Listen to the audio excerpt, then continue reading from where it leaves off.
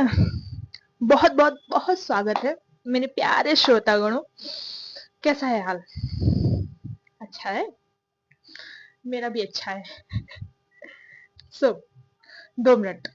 हम्म देखो, अभी तो मैं सेकेंड ईयर में आ गई हूँ, लाइक।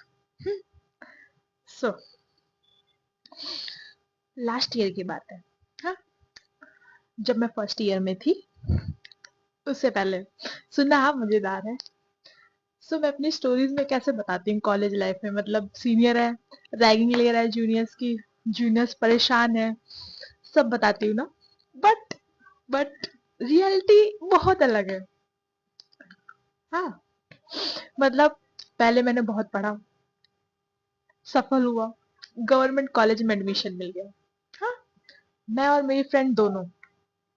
सो जब मेरा फर्स्ट ईयर था, अभी तो सेकेंड ईयर शुरू नहीं हुआ है, ड्यूरिंग फर्स्ट ईयर, मेरा पहला दिन, कहते हैं ना, एक्साइटमेंट, नर्वसनेस, सब था, सब था। मेरी दोस्त के अंदर, मेरे अंदर नहीं था। मैं एक्साइटेड थी, लाइक, आगे बताती हूँ, सुनते जाना। हम जा रहे थे, हमारी बात चल रही थी, मतलब हम कॉलेज के अंदर आ चुके थे, कैंपस में अपने डिपार्टमेंट की तरफ जा रहे थे। मेरा बहुत रेयर डिपार्टमेंट है, उसमें लड़कियां मोस्ट ऑफ नहीं लेती एडमिशन, ना के बराबर। हाँ, मतलब पूरे डिपार्टमेंट में जब मैं गई थी ना, गिन के 6 लड़कियां थी। फिर आगे बढ़ के 11 हो गई, बाय द वे। 11 हो गई थी पूरे मतलब पूरा डिपार्टमेंट बॉयज से भरा है, लड़कियां सिर्फ 11। और उनकी भी शक्ल, नहीं, अच्छी बात नहीं है, ऐसे नहीं बोलना चाहिए किसी को। आगे बढ़ते हैं। सो मेरी फ्रेंड डरी हुई थी, हम दोनों बहुत डरे हुए थे। सीरियसली यार गाइस, जब मैं अपनी डिपार्टमेंट की ओर चल रही थी ना कैंपस से, हम दोनों बहुत डरे हुए थे।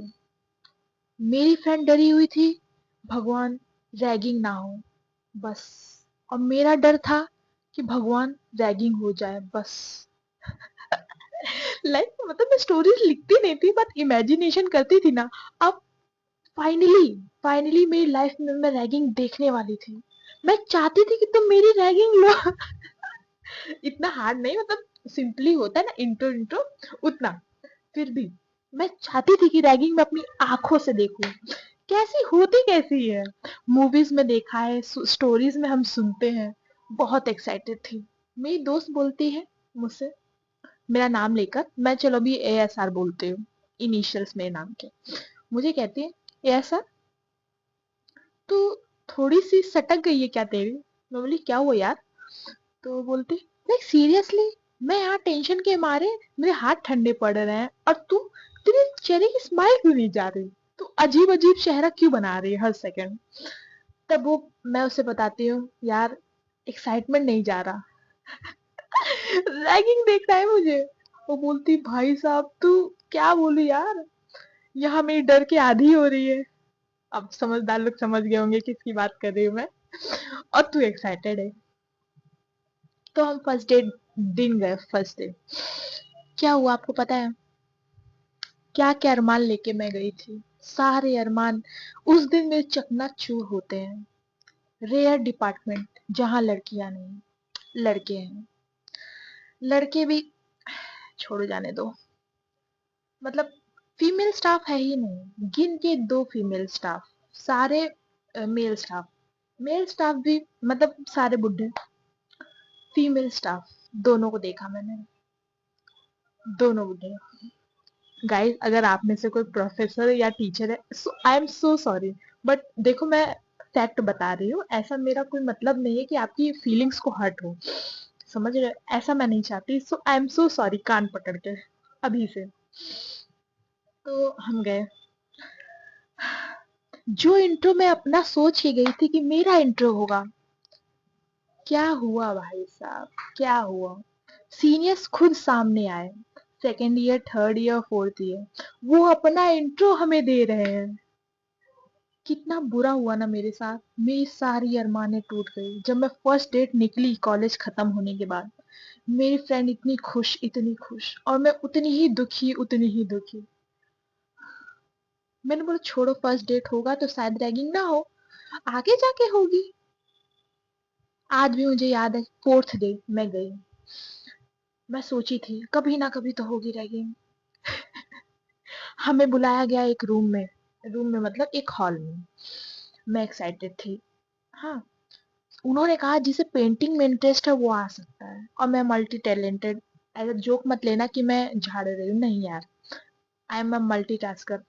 उन्होंने बोला जो पेंटिंग में इंटरेस्टेड है वो आ जाए, और ये बात हमारे सीनियर्स ने कही। मुझे लगा कुछ ना कुछ गड़बड़ है, जाके तो देखना पड़ेगा, और मेरी पेंटिंग में अच्छी खासी थी। मैं गई। फिर जो हुआ, लाइफ में मैं कभी भूल नहीं पाई। पता है क्या, वहां व्हाइट बोर्ड पे लिखा गया था आपको पेंटिंग करनी है। पता है टॉपिक क्या था? Stop ragging. यार उस वक्त जो मुझे दुख हुआ, अरे दुख से ज्यादा मुझे हंसी आ रही थी। यार इंजीनियरिंग कॉलेज में भी ये सब नहीं हो रहा तो क्या होगा फिर। छोड़ो, बहुत हो गई ना, चलो आगे। आगे की मैं कहानी आपको बताते रहूंगी, अभी छोड़ो, अभी हम आगे बढ़ते हैं स्टोरीज में, नहीं तो आधे लोग तो ऐसे स्किप करेंगे। कितना पकाती है यार ये लड़की। सो हमेशा की तरह बकवास डायलॉग में मारते हुए कि लास्ट पार्ट अगर नहीं सुना है, सुन लीजिए, मैं आगे सुनाऊंगी क्योंकि मैं लास्ट पार्ट खुद ही भूल चुकी हूँ। Be serious. आस्था, जो मनी मन ठान लेती है ये चीज, वो समायरा को बहुत परेशान करने वाली थी। बस उसके आने की ही देर थी। राघव कहता है, देख यार, मैं तो कह रहा हूँ, जो तू सोच रही है वो मत कर, कहीं लेने के देने ना पड़ जाए। आस्था कहती है, मैं हूं ना, देख लूंगी, तू टेंशन मत ले। Aastha is here, you know. Sam को अगर नानी ना याद दिला दी तो मेरा नाम भी आस्था, आस्था ठाकुर है। राघव कहता है, हाँ हाँ, तेरा कुछ नहीं हो सकता, चल। आस्था कहती है, चल अब तारीफ मत कर, जा सकता है तू यहाँ से। राघव कहता है, अरे सुन यार, मुझे बताना था कि हमें ना परसों हम सबको क्लब चलना है। आस्था कहती, क्यों? क्लब क्यों? राघव कहते हैं, अरे रागनी का बर्थडे है ना, तो वो पार्टी दे रही है क्लब क्लब में, यहाँ के सबसे फेमस क्लब में। आस्था भी ज्यादा ध्यान नहीं देती, ज्यादा सोचती नहीं, वो भी कैजुअली, चल ठीक है, मैं जवाब दे देती है। राघव भी फिर निकल जाता है वहां से। ऐसे ही टाइम निकलते जाता है। रागिनी के बर्थडे वाले दिन आस्था जो रेडी हो रही थी, black one piece, deep neck, भाई साहब, और पीछे से वो होता है ना, जो सिर्फ मतलब जो कमर वाला हिस्सा होता है और ऊपर वाला हिस्सा, वो सब डोरी से बांधा जाता है। मुझे भी ड्रेस का नाम नहीं याद आ रहा, बट ऐसा होता है, मतलब उसका पीछे का पूरा मतलब खुला हुआ था, कमर के ऊपर वाला हिस्सा बस वो डोरी से बंद था।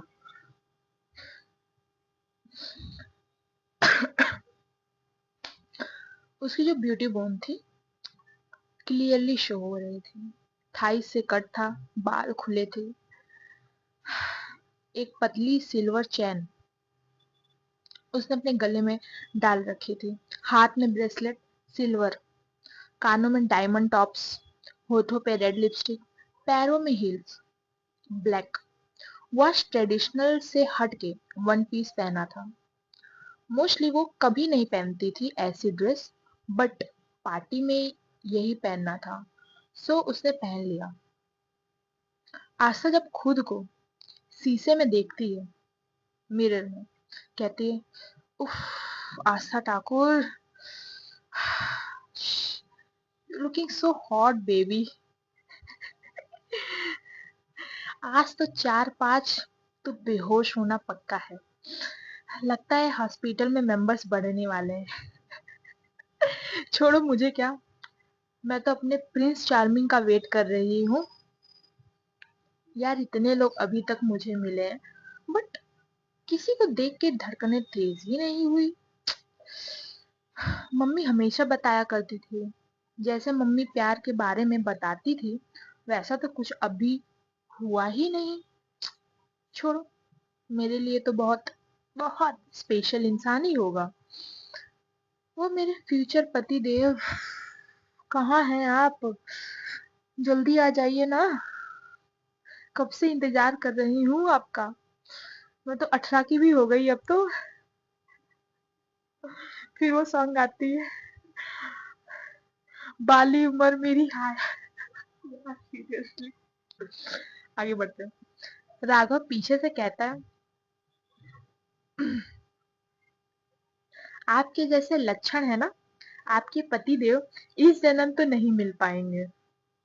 आस्था पीछे मुड़ती है, राघव को देखती है और थोड़ा गुस्से में कहती है, क्यों?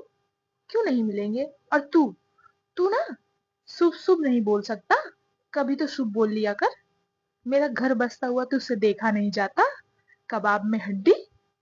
राघव कहता है, क्यों? जब तुझे कोई प्रपोज करने आता है तो किसी के साथ प्रैंक कर देती है, किसी को अपने पापा के बारे में डरा के भगा देती है, किसी किसी को तू चपेट मार के भगा देती है। हाँ, कौन ही होगा तुझे वाइफ बनाने आएगा?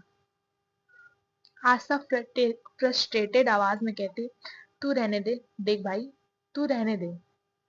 कोई होगा जो सिर्फ मेरे लिए होगा, समझा? मैं सिंगल हूँ हमेशा से, वो भी सिंगल होगा मेरे जैसा, मेरे इंतजार में, और मैं उसके इंतजार में। राघव कहता है, यार तेरे डिमांड भी तो कितने हैं। लाइक तुझे ऐसा लड़का चाहिए जो कभी लड़की के आसपास ना भटका हो। आज के टाइम पे कौन ही होता है बिना गर्लफ्रेंड और अफेयर्स के? कभी देखा है?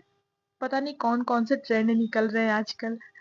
आधों के तो मुझे नाम ही नहीं याद रहते हैं। बहुत ही कम लोग होते हैं जो ऐसे होते हैं बिना लड़कियों के, बिना टच किए। और जो होते हैं ना बेटे, वो भी बहुत चोमू दिखते हैं, समझी?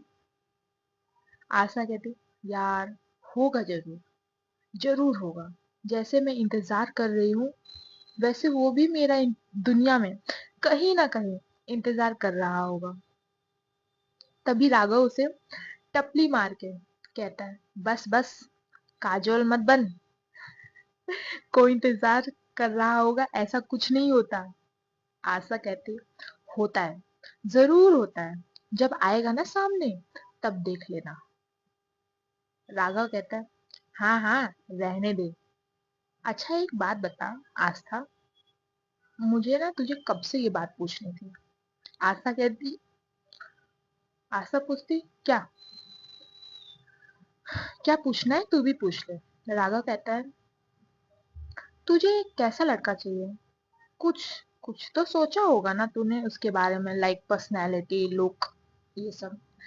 आस्था कहते हैं, हाँ सोचा है ना।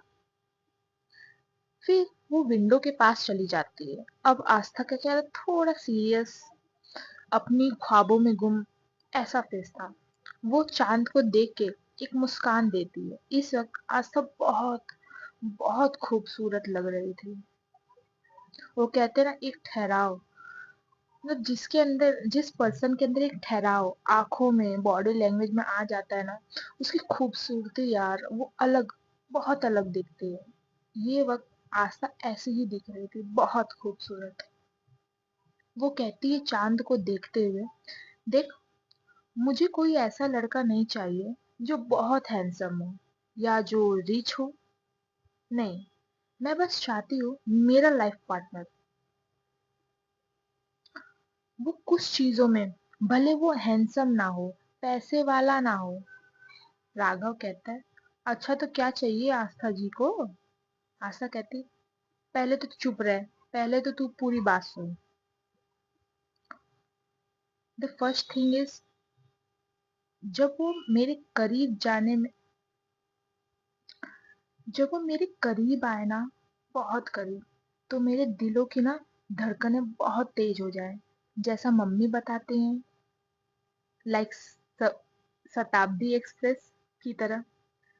उसकी नजरें सिर्फ मुझे खोजे, जिसकी बाहों में मुझे वो आराम मिले जो मुझे अपने पेरेंट्स की बाहों में मिलता है। मेरी सारी बेचैनी सब सब दूर हो जाए। जब रात में हम साथ में सोए तो मैं उसे अपनी सारी बातें बताऊं और वो बस सुनता रहे बिना कुछ कहे। उसकी बाहों में जब मैं लेटूं उसके कंधे में तो मुझे प्यार से मेरे सर को सहलाए। राघव कहता है, एक सेकेंड एक सेकेंड, गाड़ी रोक गाड़ी रोक। ये सब तो ठीक है बट लड़कियों को तो पॉजिटिव लड़के पसंद है ना। तूने लगता है ऐड करना भूल गई। आशा थोड़ा हंसते हुए कहती है, वो पॉजिटिव नहीं भी होगा तो चलेगा। राघव हैरानी वाली नजरों से पूछता है, क्यों? ऐसा क्यों? आशा शर्माते हुए कहती, अरे मैं हूं ना पॉजिटिव। तुझे अभी पता नहीं है मैं कितनी पॉसेसिव हूँ। उनकी आंखें सिर्फ मुझे देखनी चाहिए, अगर इधर से उधर गई तो खैर नहीं उनकी, जो मैं लंका लगाऊंगी उनकी। राघव कहता है, तू एक चीज भूल गई अभी भी। आस्था कहती, क्या? अरे ऐसे इंसान जो तेरी इतनी सारी प्रैंक्स मस्तियां सब झेल पाए, ऐसा भी कोई एग्जिस्ट करता होगा क्या? आस्था कहती है, फिर राघव कहता है, एक बात बोलूं आस्था? आस्था कहती, अब बोल भी दे। जब इतना कुछ बोल रहा है तो अब क्या इसके लिए भी मुहूर्त निकालना पड़ेगा क्या? राघव कहता है, बट ना, मुझे नहीं लगता ऐसा कोई लड़का एग्जिस्ट करता भी होगा। तेरी फरमाइशें बहुत है यार। आस्था कहती है, अब तुझे लेट नहीं हो रहा पार्टी के लिए? हाँ, तू बस देखते रहना कि ऐसा लड़का होता है कि नहीं। जरूर होगा और जल्दी मुझे मिलेगा। देख लेना, जब मिलेगा ना तब मैं तुझे दिखाऊंगी। फिर ये दोनों हंसते हंसते निकल जाते हैं। राम जी ने इनके साथ बॉडीगार्ड भी भेजा था सेफ्टी के लिए। ये दोनों कार से निकलते हैं और पहुंच जाते हैं वहां के सबसे बड़े और लग्जूरियस क्लब में, जिसमें बहुत से बिजनेस मीटिंग भी होती थी। इनका वीआईपी सेक्शन भी था, सो लाइक होती थी। बहुत रेप्यूटेटेड क्लब था और सेफ्टी भी थी वहां पे, इसलिए राम जी ने परमिशन दी थी आस्था को आने के लिए। सो इनकी कार आती है गेट पे। आस्था और राघव उतरते हैं, रागिनी से मिलते हैं। रागिनी हक कर लेती है इन दोनों को। ये दोनों भी विश करते हैं। सो ये लोग अंदर आते हैं। रागिनी ने कुछ सीनियर्स को भी इनवाइट किया था बिकॉज वो उन्हें जानती थी अच्छे से, और बाकी सारे फ्रेशर्स थे। फिर ये सब अंदर जाते हैं, वहीं केक कट होता है, सब डांस करते हैं, ड्रिंक करते हैं। बट आस्था नो अल्कोहल, वो नहीं लेती, वो ये सब लेती ही नहीं।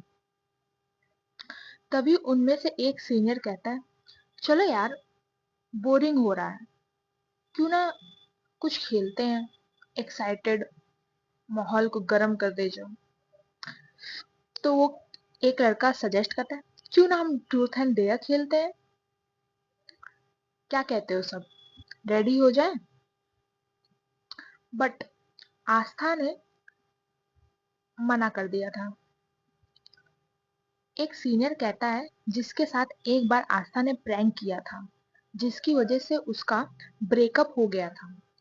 प्रैंक नहीं कह सकते, वो अपनी गर्लफ्रेंड पर चीट कर रहा था। तो बस आस्था ने बता दिया, आई मीन फोटो भेज दिया उस लड़की को। तब से ये कोई ना कोई बहाना ढूंढता था बदला लेने के लिए। इसलिए ये सीनियर कहता है, रहने दो ना यार, अगर किसी को डर लगता हो तो क्या ही कर सकते हैं। अपने मम्मी पापा के पीछे छुपने अपनी मम्मी पापा के पीछे छुपे रहने वालों से यही तो उम्मीद रख सकते हैं। आस्था को ना सब मंजूर था, सब। बट उसके पेरेंट्स के बारे में वो एक शब्द नहीं सुनती थी, कभी नहीं। आस्था कहती है थोड़ा सीरियस वे में, ठीक है, मैं खेलूंगी। उसने हामी भर दी थी। फिर शुरू होता है ट्रूथ एंड डेयर। वैसे भी इनको आए हुए बहुत वक्त हो गया था, तो गेम शुरू होने से पहले ही बहुत लोग चले गए थे। 8 या 10 लोग ही थे जो अभी भी थे। रागिनी, राघव, आस्था और तीन तीन सीनियर्स थे और 4 जूनियर्स। ये लोग राउंड टेबल पे बैठते हैं, खेलना शुरू करते हैं। जिस जिस पे आ रहा था, कोई डेयर कर रहा था तो कोई ट्रूथ ले रहा था। राघव पे आया तो उससे डांस करवाया गया। फिर बॉटल वापस घूमती है। इस बार वो जाता है आस्था पे।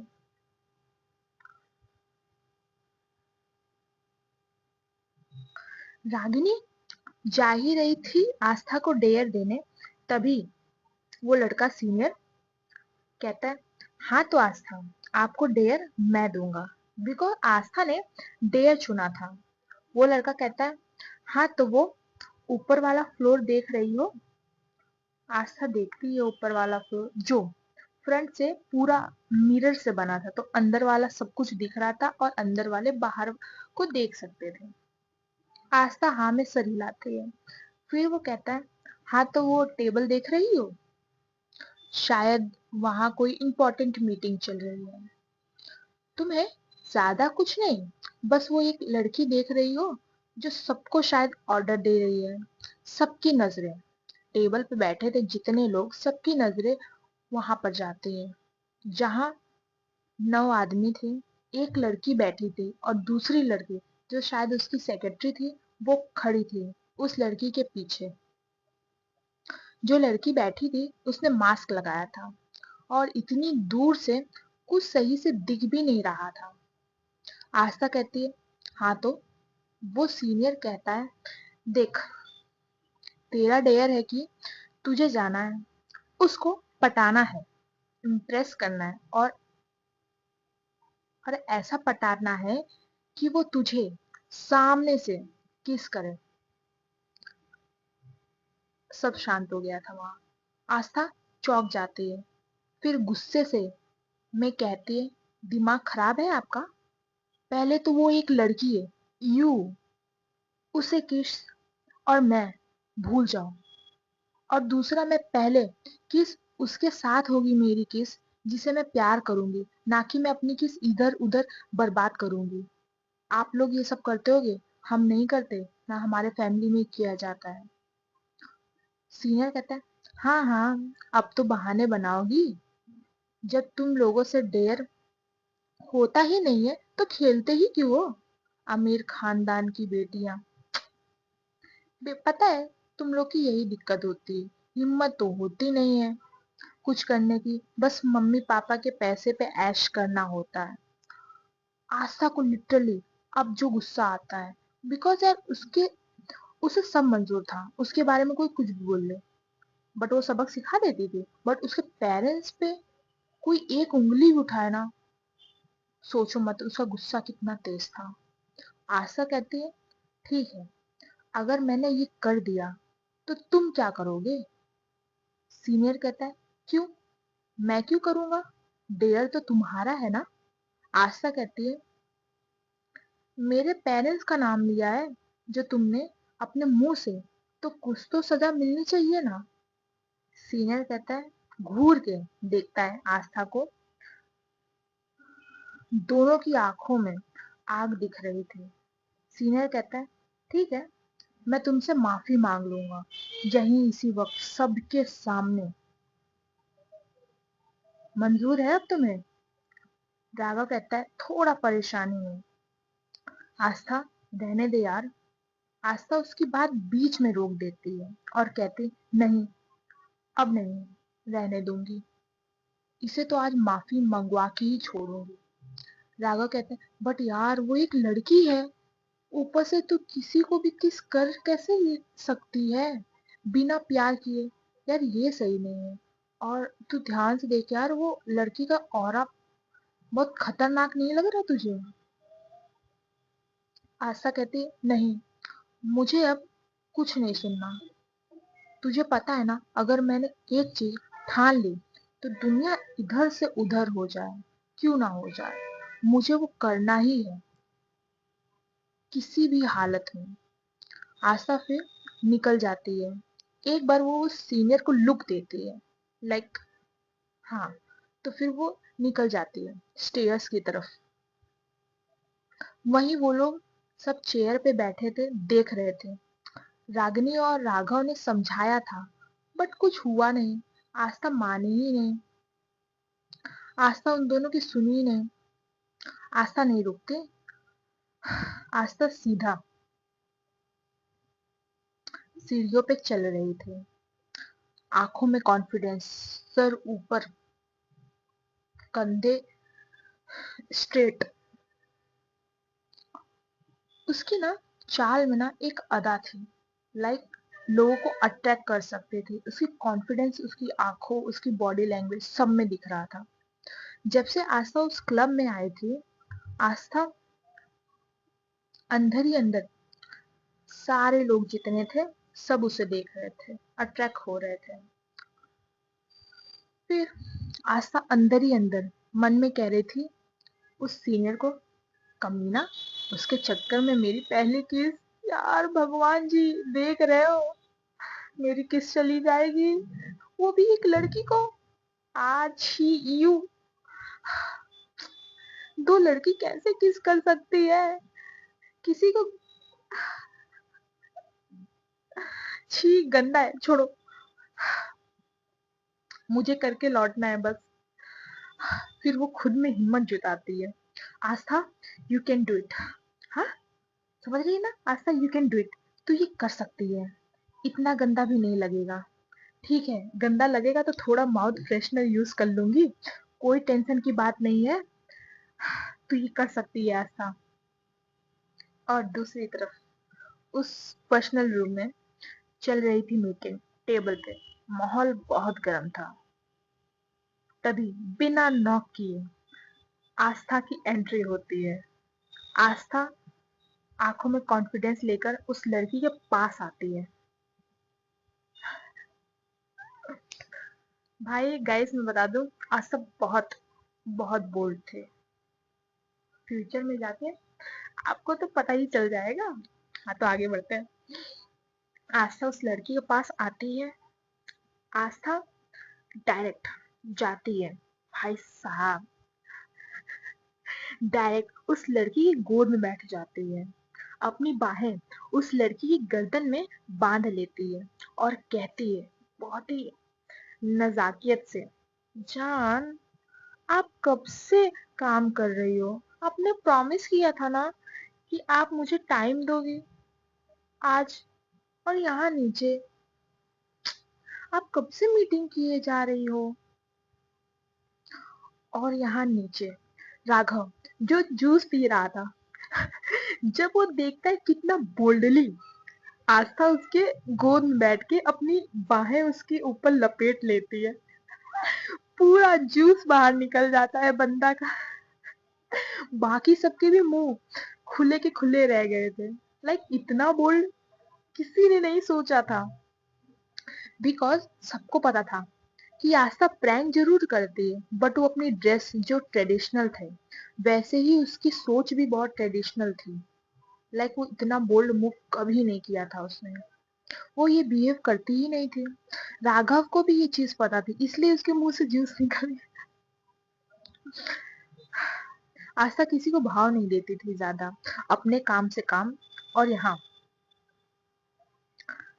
दूसरी तरफ, और यहाँ जहाँ आस्था इतना बोल्ड मूव की थी, बट उसके जो हाथ उस लड़की की गर्दन पे थे, वो इतने ज्यादा कांप रहे थे, इतने ज्यादा कांप रहे थे, जो कि ये चीज वो लड़की भी महसूस करती है। उसकी धड़कन बहुत तेज थी। वो लड़की आस्था के इतनी करीब थी, और रूम ना साउंड प्रूफ था, तो म्यूजिक की आवाज अंदर नहीं आ रही थी। आस्था इतनी करीब थी उस लड़की की कि जो उसकी धड़कनों की इतनी तेजी है, वो उस लड़की को भी सुनाई दे रही थी।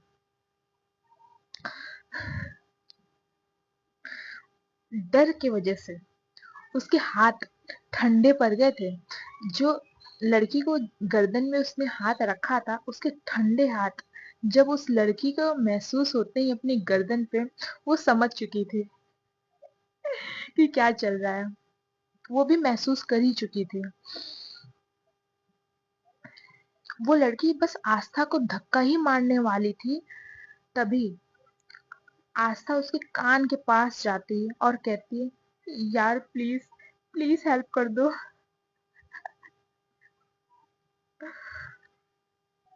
यार प्लीज मेरी हेल्प कर दो आज, देखो मुझे डेयर मिला है। फिर जब वो लड़की ये बात सुनती है तो हाथों से इशारा करती है, जितने लोग उस रूम में थे, मीटिंग रूम में, वो बाहर निकल जाते हैं वहां से। फिर उस लड़की की नजरें बस आस्था पे थी। वो लड़की बहुत शांत आवाज में कहती है, पहली बार है। उस लड़की की सेक्रेटरी भी बाहर चली गई थी। पूरा रूम खाली था इस वक्त। आस्था हकलाते हुए कहती, हाँ हाँ हाँ हाँ, पहली बार है। जब आस्था स्टेयर्स के ऊपर तक आई थी रूम तक, उसकी सारी हिम्मत जो उसने बटोरी थी, जब उसने उस लड़की की पैरों में जब वो बैठी ना बाहों में, तो उसकी सारी हिम्मत वहीं की वहीं धरी की धरी रह गई। वो लड़की समझ पा रही थी। फिर वो लड़की कहती है, जल्दी कहो क्या काम है, मैं बिजी हूँ जैसा तुमने देख लिया। आस्था कहती, वो ना वो ना मुझे डेयर मिला है कि मुझे आपको इम्प्रेस करके इम्प्रेस करना है। और फिर फिर फिर फिर, फिर, फिर वो लड़की कहती, फिर आशा थोड़ा हकलाते हुए कहती है, फिर ना फिर। वो लड़की कहती, अरे फिर के आगे कुछ होता है। आशा कहती है, आपको मुझे कि, कि, कि, कि, कि, किस करनी है। देखिए ये थोड़ा अजीब है, बट इतना कर दीजिए। आपको जो भी हेल्प चाहिए होगी ना, मैं करूंगी ना। वो लड़की कहती है, फिर अपनी पीठ चेयर से टिका लेती है, आराम से अपनी आंखों से आस्था को देख रही थी। फिर कहती है, तुम क्या कर सकती हो मेरे लिए जो मैं तुम्हारी हेल्प करूं। आस्था कहती, अरे आप जो भी कहोगी ना वो पूरा हो जाएगा। आपने मेरे पापा के बारे में तो सुना ही होगा। वो लड़की कहती है क्वेश्चन भरे अंदाज में, पापा। आस्था कहती, हाँ, मेरे पापा राम ठाकुर राम ठाकुर हैं। आपने सुना होगा, ठाकुर कंपनी मेरे पापा की ही है। वो लड़की थोड़ा एब्रो सिकोड़ लेती है, फिर पूछती है, तुम्हारा नाम क्या है। आस्था कहती, मैं आस्था आस्था ठाकुर हूँ। जब जब ये वो लड़की सुनती है, आंखें उसकी और सिकुड़ चुकी थी। फिर वो कहती है, ठीक है, याद रखना आज का जो भी तुम कर रही हो। फिर वो लड़की आस्था को अपनी गोद से उठाती है, डांस फ्लोर पे, जो नीचे डांस फ्लोर था, उस पे ले चलती है, उसे नीचे ले आती है। फिर ये दोनों डांस करने लगे थे। फिर ये लड़की डांस करने के बीच में आस्था के करीब आती है, कान के पास, और बहुत ही धीमी आवाज में कहती है, आप जो ये कर रही हो, अगर आपके फैमिली मेंबर्स को पता चला तो उन्हें अच्छा लगेगा ये सब सुन के। आस्था कहती, यार आई एम सो सॉरी, मैं ये करना नहीं चाहती, बट मेरी मजबूरी है। वो लड़की फिर उसके कान में वापस कहती है, बच्चा, ये सही बात नहीं है। आस्था चौंक जाती है, फिर उस लड़की को घूर के देखती है और कहती है, एक्सक्यूज मी, मैं क्या आपको बच्ची दिख रही हूँ जो आप मुझे बच्चा कह रही हो। ये वर्ड मुझे नहीं अच्छा लगता, और जो इसे बोलता है ना, वो तो बिल्कुल अच्छा नहीं लगता। वो लड़की अपना मास्क उतारती है, आस्था बस उसे देख रही थी।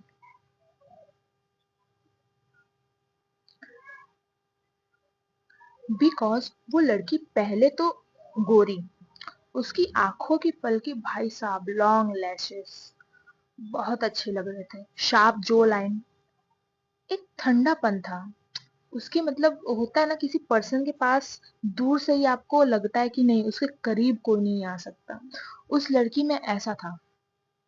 बट आस्था को उसके पास ऑकवर्ड नहीं लग रहा था जैसा वो सोच रही थी कि किसी लड़की के पास ऐसे करीब जाने से गंदा लगता होगा। बट आस्था को गंदा नहीं लग रहा था।